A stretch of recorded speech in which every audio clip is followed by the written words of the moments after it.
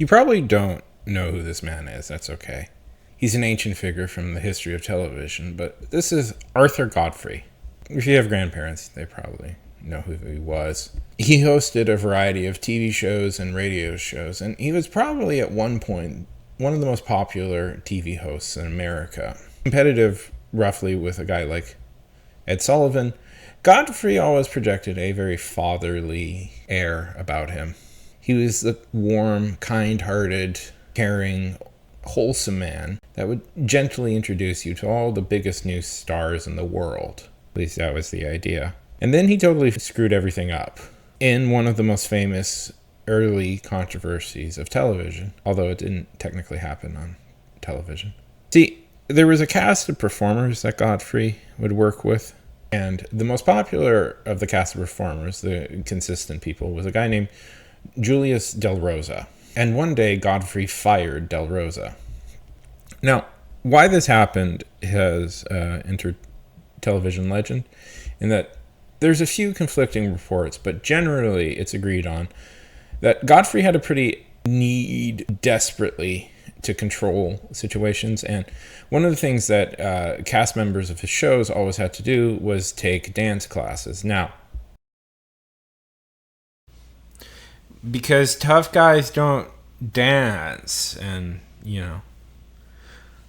according to a lot of later day sources, they didn't want to do it because it made them look effeminate, and I don't have direct quotes on that, so I'm not totally happy with that explanation, but those are what later day people say, so we'll go with that.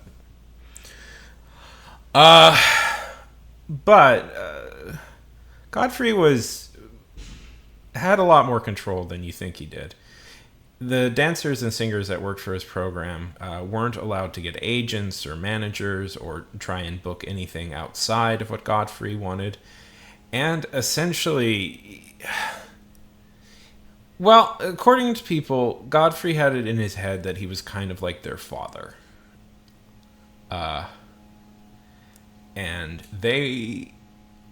and you wouldn't get any outside help from people that isn't dad, right? I don't know. And this was especially a problem for Julius, who was getting pretty popular. The story goes that Del Rosa skipped one of these dance classes, and the next week he was fired on air. This is literally when it happens. You can listen to it now. Thanks ever so much, Julie. That was Julie's swan song with us.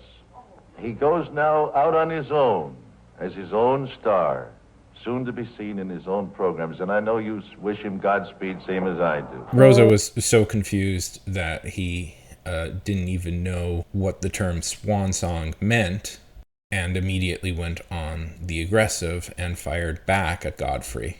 And then Godfrey held a press conference, and in what was maybe the worst thing somebody could say, he claimed that Julius had lost his humility, whatever that was.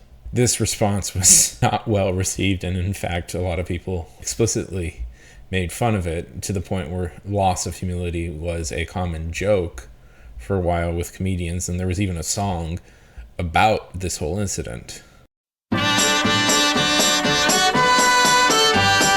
Dear Mr. Godfrey, listen to my plea. Hire me and fire me and make a star of me. If only opportunity knocks upon my door, I have such humility like you never saw before. And side note, because we should not gloss over this, this song is objectively very funny, and the singer of it, Ruth Wills, just listening briefly to her catalog, is in fact really quite witty, and she then went on to create a musical called Boobs the Musical. And the song was such a huge hit, it sold about 100,000 copies. Because I think even back then, it was considered quite ghoulish to fire somebody live on air